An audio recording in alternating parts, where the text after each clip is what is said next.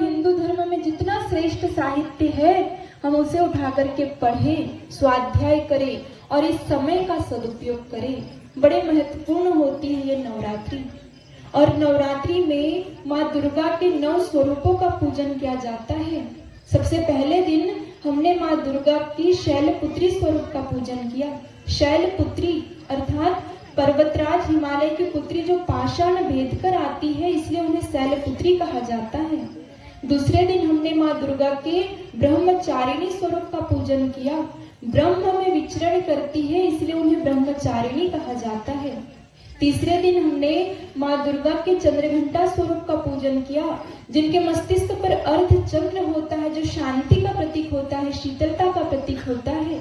चौथे दिन हमने माँ दुर्गा के कुष्मांडा स्वरूप का पूजन किया, जो ब्रह्मांड की उत्पत्ति में सहायक देवी है। और आज है माँ दुर्गा का 5वां दिन, स्कंद माता, जो भगवान शिव जी के पुत्र कार्तिकेय जी की माता कही जाती है। कल जो 6वां दिन माँ दुर्गा का होगा, उसमें हम माता का कात्यायनी स्वरूप का पूजन करेंगे। कत ऋषि के पुत्र हुए कात्यायन। कात्यायन ऋषि ने देवी की कठोर तपस्या की और वरदान प्राप्त किया कि देवी आप मेरे घर में पुत्री के रूप में जन्मे। और ऋषि कात्यायन के घर में माँ दुर्गा कात्यायनी स्वरूप में प्रकट होती है। और 7वें दिन हम माँ दुर्गा का कालरात्रि स्वरूप का पूजन करेंगे। 8वें दिन महागौरी स्वरूप का पूजन होता है। और अंतिम दिवस माता का सिद्धिदात्री स्वरूप का पूजन होता है, जो अंत में साधक की सभी इच्छाओं की पूर्ति करती है और श्रेष्ठ सिद्धियां, रिद्धियां, शक्तियां प्रदान करती है, सिद्धिदात्री। ये 9 स्वरूप होते हैं माँ दुर्गा के। 9 दिन हम माँ दुर्गा के 9 स्वरूपों का पूजन करते हैं। इन्हें दुर्गा क्यों कहा जाता है पता है आपको? दुर्गम दैत्यों का अंत करती है, इसलिए इन्हें दुर्गा कहा जाता है। जब जब इस सृष्टि में, जब जब इस धरती पर दानवों ने, दैत्यों ने, राक्षसों ने आतंक मचाया, तो उनको परास्त करने के लिए, उनको नष्ट करने के लिए आदि शक्ति माँ दुर्गा का अवतरण होता है। दुर्गम दैत्यों का अंत करती है, इसलिए इन्हें दुर्गा कहा जाता है। हम जानते हैं जब जब इस धरती पर असुरों का आतंक मचा, राक्षसों का आतंक मचा, तब तक माँ दुर्गा आती है। एक राक्षस था, नाम था महिषासुर। उसका शरीर कैसा था? आधा शरीर भैंसे का था और आधा असुर का था, इसलिए नाम क्या पड़ा? महिषासुर। और उसने भगवान ब्रह्मा जी की कठोर तपस्या की और कठोर तपस्या करके क्या वरदान प्राप्त किया? बोले मैं तीनों लोकों के किसी भी देवता से न मरूं, इस तीनों लोकों का कोई भी देवता मुझे मार नहीं सकता, ये वरदान उसने प्राप्त किया। और जब भगवान से उसे वरदान मिला और महिषासुर ने अपने वरदान का दुरुपयोग करना प्रारंभ किया, देवताओं को परेशान करना प्रारंभ किया, तो सभी देवता परेशान होकर त्रिदेवों के पास गए। उनसे पूछने लगे कि भगवान कैसे इस महिषासुर का अंत होगा? तो त्रिदेव भी कहते हैं कि हम भी इसमें कुछ नहीं कर सकते, हम भी उसे नहीं मार सकते, क्योंकि उस महिषासुर को क्या वरदान प्राप्त था कि तीनों लोकों का कोई भी देवता मार नहीं सकता था, इसलिए त्रिदेव भी उसे मार नहीं पाए। फिर क्या समाधान निकाला? तीनों देवताओं ने, भगवान ब्रह्मा, विष्णु, महेश ने अपनी अपनी शक्ति से, अपने अपने अंश से एक देवी का निर्माण किया, जिन्हें हम दुर्गा कहते हैं। और त्रिदेवों ने अपने अपने अस्त्र शस्त्र शक्तियां उस देवी को प्रदान की। माँ दुर्गा 9 दिनों तक महिषासुर से युद्ध करती है और 10वें दिन महिषासुर का वध करती है, महिषासुर को परास्त करती है। और क्या कहलाती है माँ दुर्गा? तब से हम माँ दुर्गा को महिषासुर मर्दिनी के नाम से जानते हैं। क्या कहते हैं? महिषासुर मर्दिनी, जो महिषासुर का वध करती है। तो था रक्त बीज, उसने भी भगवान की कठोर तपस्या की और क्या वरदान प्राप्त था उसे? उसके शरीर में जो रक्त था, उसकी एक बूंद भी यदि जमीन पर गिरती थी तो उतनी ही मात्रा में नए असुर जन्म ले लेते थे। ये वरदान प्राप्त था रक्त बीज को। सभी देवताओं ने प्रयास किया, लेकिन कोई भी उसका वध नहीं कर पा रहा था। तो ऐसे समय में फिर से माँ दुर्गा का आगमन होता है। माँ दुर्गा काली का रूप धर कर आती है, खप्पर लेकर के आती है, उस रक्त बीज का वध करती है और उसके रक्त की बूंदों को जमीन पर नहीं गिरने देती, अपने खप्पर में धारण करके रक्तपान कर लेती है। इसलिए हम माँ दुर्गा को काली के नाम से भी जानते हैं। जब जब इस धरती पर असुरों ने आतंक मचाया, दैत्यों ने आतंक मचाया, तब तब माँ दुर्गा का अवतरण इस धराधाम पर होता है। और माँ दुर्गा किसकी माँ दुर्गा हमें क्या प्रेरणा देती है? माँ दुर्गा संगठन की प्रतीक है, हमें संगठित रहने की प्रेरणा देती है। हम सभी के जीवन में संगठन का कितना अधिक महत्व होता है। कहा जाता है इस कलयुग की सबसे बड़ी शक्ति है संगठन, संघे शक्ति कले युगे। इसलिए माँ दुर्गा हमें प्रेरणा देती है कि हम संगठित रहे, मिलजुल कर रहे, घर में, परिवार में, समाज में, राष्ट्र में हम एकजुट होकर के रहे, मिलजुल कर रहे, संगठित होकर के रहे। ये प्रेरणा हमें माँ दुर्गा प्रदान करती है। परिवार में हम मिलजुल कर रहे। आप सभी के घरों में झाड़ू होती है, सभी ने देखी है ना झाड़ू। जब तक झाड़ू अपने सूत्र से बंधी रहती है, उसमें गांठ बंधी रहती है, वो कचरे को साफ करती है। जिस दिन उसकी गांठ खुल जाती है वो स्वयं बिखर जाती है, फिर वो कचरे को साफ नहीं करती, कचरा बनकर रह जाती है। ये संगठन की शक्ति होती है, मिलजुल कर हम रहे। सभी ने अंगूर की दुकान देखी है। जब तक अंगूर गुच्छों में होता है तो उसका बहुत अधिक मूल्य होता है, लेकिन कोई अंगूर यदि गुच्छे से टूट जाए तो दुकानदार क्या करता है, उसे साइड में निकाल कर रख देता है, उसका मूल्य कम हो जाता है। जो व्यक्ति परिवार में, घर में मिलजुल कर रहता है तो समाज में उसका मूल्य बढ़ जाता है। इसलिए हम संगठित रहे। संगठन की शक्ति माँ दुर्गा हमें प्रदान करती है। संगठन का बहुत अधिक महत्व होता है। यदि हम संगठित रहते हैं, मिलजुल कर रहते हैं तो कोई भी काम हमारे लिए असंभव नहीं होता, असंभव काम भी संभव हो जाते हैं। इसलिए हम संगठित रहे। एक समय हाथ की 5 उंगलियां और ये जो हथेली है ना, इनके आपस में लड़ाई होती है। सभी अपने आप को सर्वश्रेष्ठ बताने का प्रयास करती है, सभी आपस में लड़ने लगती है। ये जो सबसे छोटी उंगली है कनिष्ठ, सबसे पहले ये बोलती है कि बोले मैं सबसे बड़ी हूँ। सभी उंगलियों ने उससे पूछा कि तुम कैसे बड़ी हो? तो ये कनिष्ठ कहती है मैं इसीलिए बड़ी हूँ क्योंकि जब भगवान श्री कृष्ण ने गोवर्धन पर्वत उठाया तो मुझ पर रखकर उठाया, मैं भगवान के काम आई इसलिए मैं बड़ी। तो उसकी बात सुनकर ये जो अनामिका उंगली है ना, ये भी बोलती है, उसे चुप कर देती है। ये अनामिका कहती है कि तुम चुप रहो क्योंकि तुमसे तो मैं बड़ी हूँ। इससे पूछा गया तुम कैसे बड़ी हो? तो ये अनामिका कहती है भगवान का पूजन करने के मैं काम आती हूँ। जब कोई धार्मिक कार्य होता है, यज्ञ होता है तो उसमें मैं काम आती हूँ। और क्या कहती है ये अनामिका?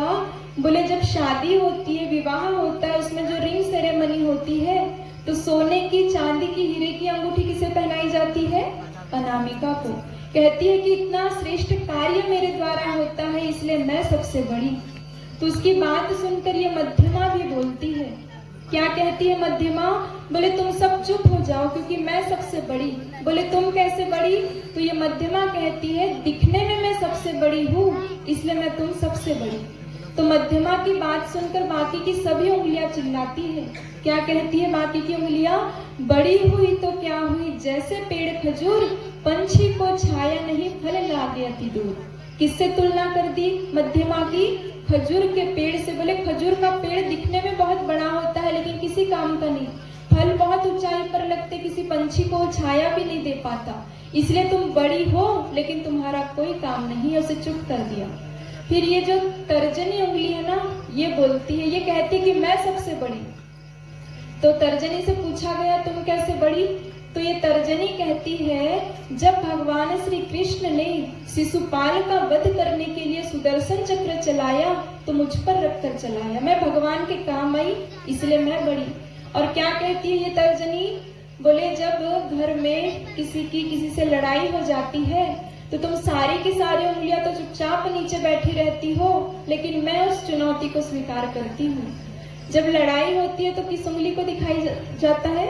तर्जनी। बोले लड़ाई में मैं काम आती हूँ। और बोले मैं इसलिए बड़ी क्योंकि पता बताने में मेरा उपयोग होता है। किसी का पता बताना होता है तो हम किस उंगली को दिखाते हैं? तर्जनी को। वो कहती है कि इसलिए मैं बड़ी हूँ। तो तर्जनी की बात सुनकर ये अंगूठा भी बोलता है। क्या कहता है अंगूठा? बोले तुम चुप रहो क्योंकि तुमसे तो मैं बड़ा हूँ। अंगूठे से पूछा तुम कैसे बड़े? तो ये अंगूठा कहता है जो लोग पढ़ लिख नहीं पाते हैं, पढ़े लिखे नहीं होते हैं, उनको कहीं साइन करना हो, सिग्नेचर करना हो तो मेरा उपयोग किया जाता है। और क्यों हूँ बड़ा? बोले आधार कार्ड बनाने में मेरा उपयोग किया जाता है। और क्या कहता है ये अंगूठा? बोले इस दुनिया में बहुत अधिक जनसंख्या है, करीब कितनी जनसंख्या है पूरी दुनिया में? 600 700 करोड़, और यदि हम केवल भारत की बात करें तो 140 करोड़ जनसंख्या केवल भारत में है। अंगूठा कहता है इतनी अधिक जनसंख्या होने के बाद भी किसी भी व्यक्ति के अंगूठे की छाप दूसरे व्यक्ति से मैच नहीं होती, सबके अंगूठों की छाप अलग अलग है। बोले इतनी बड़ी विभूति भगवान ने मेरे अंदर डाली इसलिए मैं बड़ा। तो सभी उंगलियां जब अपनी अपनी प्रशंसा में लगी थी तो ये हथेली भी बोलती है। क्या कहती है हथेली? तुम सब चुप हो जाओ। क्यों? क्योंकि बोले तुम सब उंगलियां कुर्सी लगाकर कहाँ बैठी हो? मेरे ऊपर। यदि मैं ही नहीं रहूंगी तो तुम सब कहाँ रहोगी? इसलिए हथेली ने उंगलियों को चुप कर दिया। सभी के आपस में बहस बढ़ती चली गई, लड़ाई बढ़ती ही चली गई। तो ये जो कलाई है ना, ये सभी को चुप कर देती है कि कहती है तुम सब चुप हो जाओ और मेरे साथ चलो। ये जो कलाई है ये उंगलियों को लेकर, हथेली को लेकर मिठाई की दुकान पर जाती है जहाँ लड्डू बन रहे थे। अब कलाई पहले कनिष्ठ से कहती है तुम लड्डू बनाओ। अकेली कनिष्ठ ने बहुत प्रयास किया लेकिन लड्डू नहीं बना पाई। अनामिका से कहा तुम बनाओ, अनामिका भी नहीं बना पाई। मध्यमा तुम बनाओ, उसने भी बहुत प्रयास किया लेकिन लड्डू नहीं बना पाई। तर्जनी से कहा तुम बनाओ, तर्जनी भी लड्डू नहीं बना पाई। अंगूठे से कहा तुम बनाओ, अंगूठे ने भी बहुत प्रयास किया लेकिन लड्डू नहीं बना पाया, और हथेली भी अकेले लड्डू नहीं बना पाई। फिर कलाई कहती अब तुम आपस में जुड़ जाओ, आपस में मिल जाओ, संगठित हो जाओ और फिर लड्डू बनाओ। तो भाइयों बहनों उस दुकान में लड्डुओं के ढेर लग गए। ये संगठन की शक्ति होती है। कोई भी काम असंभव नहीं रहता जब हम संगठित हो जाते हैं। इसलिए हम गांव में, घर में, परिवार में, समाज में मिलजुल कर रहे, संगठित होकर के रहे। ये प्रेरणा, ये शक्ति हमें माँ दुर्गा प्रदान करती है, संगठन की शक्ति। और माँ दुर्गा किसकी प्रतीक है? माँ दुर्गा प्रतीक है नारी शक्ति की। नारी शक्ति की प्रतीक है माँ दुर्गा। नारी का सम्मान होना चाहिए, ये प्रेरणा हमें देती है माँ दुर्गा। केवल 9 दिनों तक नहीं, केवल 9 दिनों तक हमने माता को मंदिर में बिठाया, नारी का सम्मान किया, शक्ति का सम्मान किया, और फिर हम नारी का अपमान करना शुरू कर दिया, तो ये सही नहीं है। ऐसे में माँ दुर्गा प्रसन्न नहीं होगी। हम प्रतिदिन हर समय नारी का सम्मान करें। हम आज ये भूल जाते हैं कि एक चलती फिरती लक्ष्मी पानी भरती है। घर में एक गृह लक्ष्मी होती है जो परिवार को संभालती है, कुटुंब को संभालती है। घर में एक सरस्वती होती है जो प्रतिदिन बच्चों को शिक्षा देती है। घर में एक अन्नपूर्णा होती है जो प्रतिदिन भोजन बनाती है। घर में एक दुर्गा होती है जो संकटों का सामना करती है। एक कालिका चंडी होती है जो घर का, परिवार का रक्षण करती है। इस बात को हम भूल जाते हैं। नारी का सम्मान होना चाहिए क्योंकि नारी शक्ति की प्रतीक होती है, श्रद्धा की प्रतीक होती है। भाइयों बहनों, नारी का सम्मान करना बहुत आवश्यक है। माँ दुर्गा प्रतीक है नारी शक्ति की।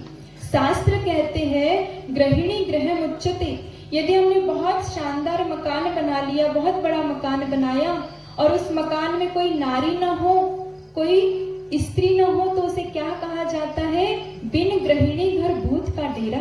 गृहिणी गृह मुच्यते, मकान को घर नहीं कहा जाता, नारी को घर कहा जाता है। इसलिए नारी का सम्मान करना आवश्यक है। कन्फ्यूशियस कहा करते थे कि यदि हम सीधे सीधे समाज का निर्माण करने निकले, राष्ट्र का निर्माण करने निकले, तो ये संभव नहीं है। समाज का निर्माण बाद में होगा, राष्ट्र का निर्माण बाद में होगा।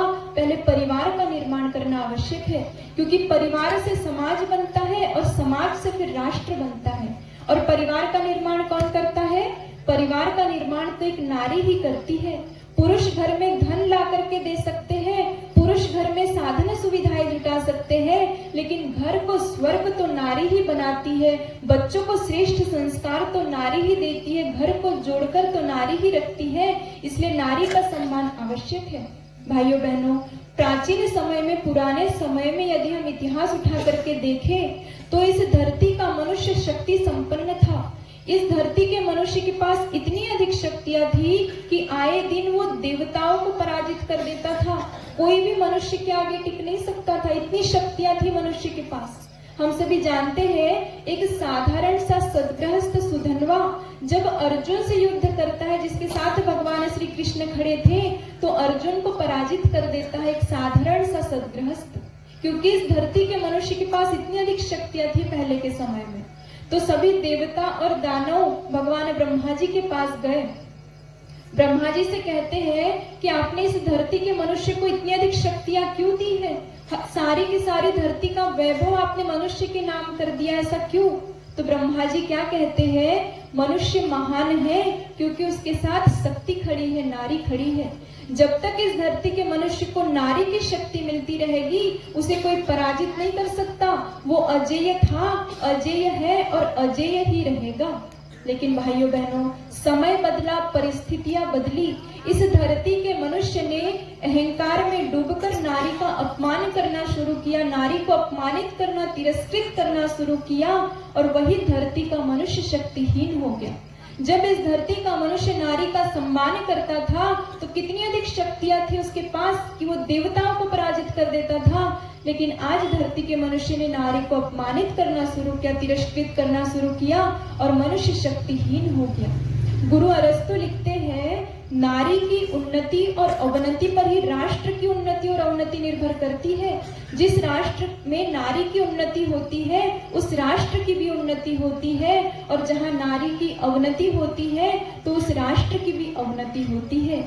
इसलिए आज आवश्यकता है नारी का सम्मान। माँ दुर्गा हमें यही प्रेरणा देती है, नारी शक्ति का प्रतीक है माँ दुर्गा। आज आवश्यकता है हम नारी का सम्मान करें, नारी को पवित्र दृष्टि से देखें। आवश्यकता है नारी भी अपनी गौरव गरिमा को जाने। जब ये दुनिया बड़ी तेजी से आगे बढ़ रही है तो हम भी पीछे न रहे। बहुत सो लिया, लेकिन अब जागृत होने की आवश्यकता है। माँ दुर्गा से हम यही शक्ति प्राप्त करें, क्योंकि कहा जाता है नारी प्रेम में राधा बने, गृहस्थी में बने जानकी, और काली बनकर शीश काटे जब बात हो सम्मान की। आज आवश्यकता है हम अपनी सोई हुई शक्तियों को जागृत करें। बहुत सो चुकी अब तो जागो ओ नारी कल्याणी, भाव भरे गीत के माध्यम से नारी की गौरव गरिमा को हम समझने का प्रयास करें।